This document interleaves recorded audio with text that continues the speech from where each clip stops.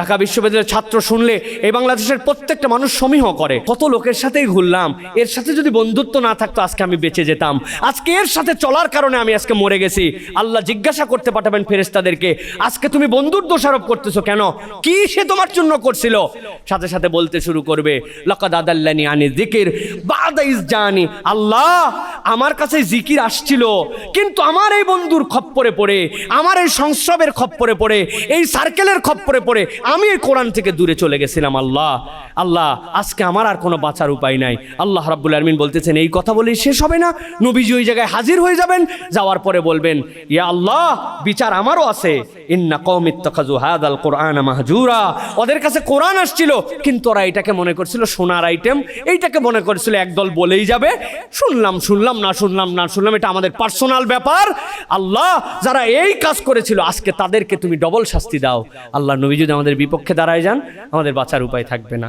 এই আয়াতগুলি এই জন্য বললাম, আজকে আমাদের আলহামদুলিল্লাহ আমাদের ঢাকা ইউনিভার্সিটি দাওয়া অ্যাসোসিয়েশন আপনাদের অন্তত এইটুকু বলতে পারবে যে আমি আপনাদের জন্য একটা আয়োজন করেছিলাম, আমরা কোরআনটুকু জানানোর চেষ্টা করেছিলাম।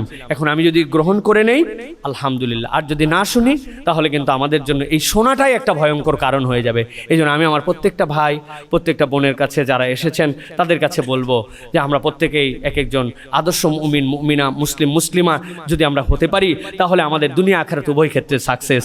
আপনাদের দিকে পুরা জাতি তাকায় থাকে। ঢাকা বিশ্ববিদ্যালয়ের ছাত্র শুনলে এই বাংলাদেশের প্রত্যেকটা মানুষ সমীহ করে। আলহামদুলিল্লাহ, সেই যোগ্যতাটার জায়গায় আপনাকে সব দিক দিয়ে এগিয়ে আসতে হবে। শিক্ষা দীক্ষা, আপনার প্রোডাক্টিভ যে জ্ঞান অর্জন করা, আপনি একজন ব্যক্তিত্বশীল মানুষ হওয়া, দেশ উম্মা জাতিকে রিপ্রেজেন্ট করার মতো একজন রিপ্রেজেন্টেটিভ হওয়া, এইটা জাতি আপনার কাছে ডিমান্ড করে। সুতরাং আপনি কেন এই সুযোগ, সুবর্ণ সুযোগকে আপনি হেলায় শেষ করবেন? প্রিয় ভাই এবং প্রিয় বোনেরা, এই জন্য বলবো যে আমরা সকলেই আসুন এই রমাদান থেকে আমাদের দিক পরিবর্তনের একটা ক্ষণ হিসাবে গ্রহণ করার জন্য চেষ্টা করি।